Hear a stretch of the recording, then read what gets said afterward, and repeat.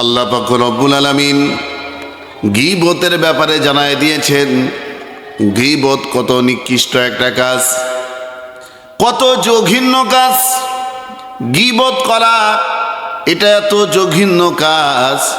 আমার নবী বিশ্ব নবী হাদিসের মধ্যে বলেন, গীবত, চুগলখড়ি, পরনিন্দা এটা দুনিয়ার মধ্যে সবচেয়ে নিকৃষ্ট একটা কাজ।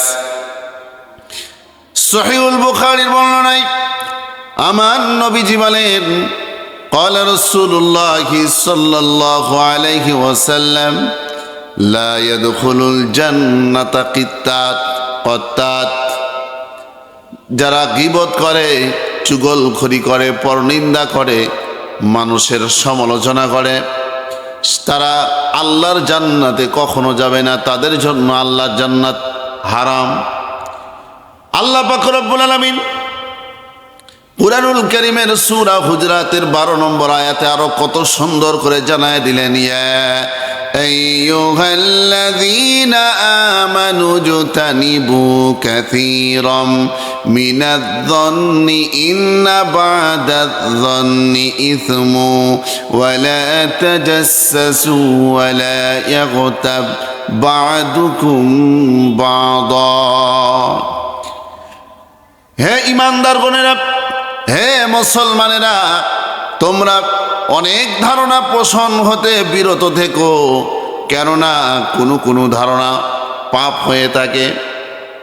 মানুষের পরনিন্দা যেই কথা বলার দ্বারা একটা মানুষ উপস্থিত নাই, এখন তার পিছন থেকে আর একজন ব্যক্তির কাছে এমন কথা আলোচনা করা যায়, যে আলোচনা যেই কথাটা ওই ব্যক্তি ওই আল্লাহর বান্দার কানে যাওয়ার কারণে সে মনের মধ্যে কষ্ট পেতে পারে, অন্তরের মধ্যে কষ্ট পাবে। এমন কথা বলা যাবে না, পরনিন্দা করা যাবে না, গীবত করা যাবে না। ও মুসলমান ভাইরা, আমরা সকলে এটা বুঝি গীবত কি জিনিস, পরনিন্দা কি জিনিস, শিকায়াত কি জিনিস, চুগলখড়ি কি জিনিস। আমরা সকলে এই বিষয়টা আমরা বুঝি। এই জন্যে সাবধান সাবধান।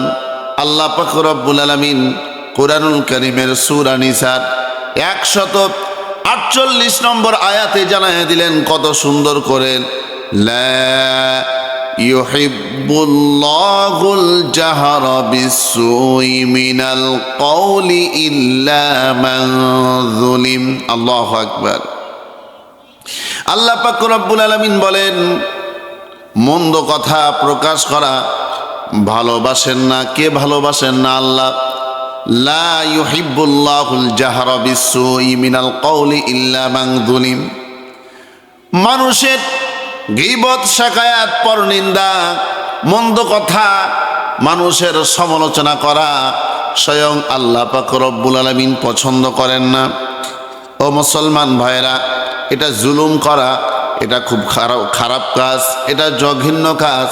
এ কথা কে বলেছেন? সূরা নিসার 148 নম্বরে আমার আল্লাহ পাক রব্বুল আলামিন জানায় দিলেন।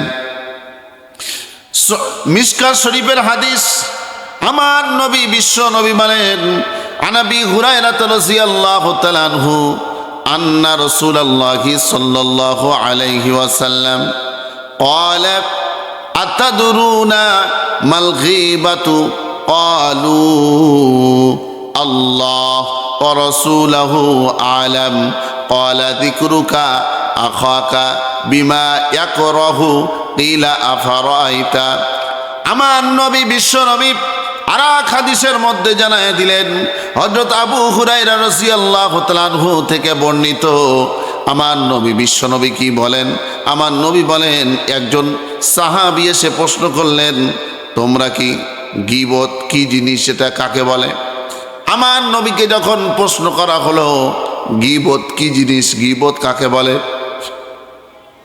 সাহাবীরা জবাব দিলেন, ও আল্লাহর বান্দারা, আমার নবী যখন প্রশ্ন করলেন, সাহাবীরা জবাব দিলেন, ইয়া রাসূলুল্লাহ, আল্লাহ রসুলই সব চাইতে ভালো জানেন। কে জানেন? আল্লাহর নবী জানেন।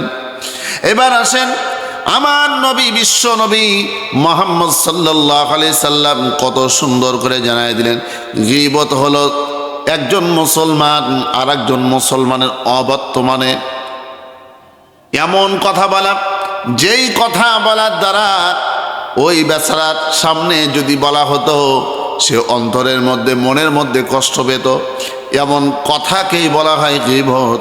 এই গীবত করা যাবে না। এই গীবতকারী কখনো আল্লাহর জান্নাতে যাবে না। ও মুসলমান ভাইরা, এই ব্যাপারে অনেক হাদিসের ব্যাখ্যা আছে, সেই দিকে যাব না। আমার নবী বিশ্বনবী বাইহাকী একটি হাদিস দ্বারা বললেই আরো একটু ক্লিয়ার হয়ে যাবে। হযরতে আবু সাঈদ খুদরি রাদিয়াল্লাহু তাআলা হতে বর্ণিত, রাসূলুল্লাহ সাল্লাল্লাহু আলাইহি ওয়াসাল্লাম বলেন, গীবত হলো ব্যভিচারের চাইতো মারাত্মক একটা জিনিস। ব্যভিচার কাকে বলা হয়? ব্যভিচার বলা হয় জেনা করা। জেনা ব্যভিচার, জেনার চাইতো কঠিন গুনাহ, তার নাম হচ্ছে গীবত। এই জন্যে গীবত করা যাবে না।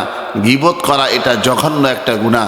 সম্মানিত আমার দ্বীনি ভাইরা, যারাই আজকের এই ভিডিওটা দেখতেছেন এবং উপস্থিত আছেন আমার দ্বীনি ভাইরা, আমার মা বোনেরা, সকলের উদ্দেশ্য বলছি এবং ইউটিউব ফেসবুকে এই বক্তব্য চলে যাবে।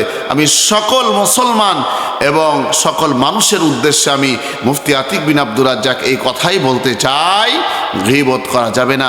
দুনিয়ার মধ্যে সবচেয়ে নিকৃষ্ট একটা কাজ, জঘন্যতম কাজ। আমার নবী বিশ্বনবী আর এক হাদিসের মধ্যে বলেন, গীবত কি জিনিস? নিজের মৃত ভাইয়ের গোস্ত খাওয়া, মাংস খাওয়া, নিজের মৃত ভাইয়ের গোস্ত খাওয়া, এটা হচ্ছে গীবত। নিজের আপন ভাইয়ের, মৃত ভাইয়ের গোস্ত খাওয়া যেমন জঘন্য কাজ, গীবতও তেমন জঘন্য কাজ। আল্লাহ সুবহানাহু ওয়া তাআলা আমাদের সকলকে হেফাজত করুন। আল্লাহ আমাদেরকে হেদায়েত দান করুন। সকলে বলি আল্লাহুম্মা আমিন। সম্মানিত উপস্থিতি, আমরা অবশ্যই এই গীবত থেকে আমরা সকলে সাবধান থাকবো। আল্লাহ কবুল করুন, আমিন।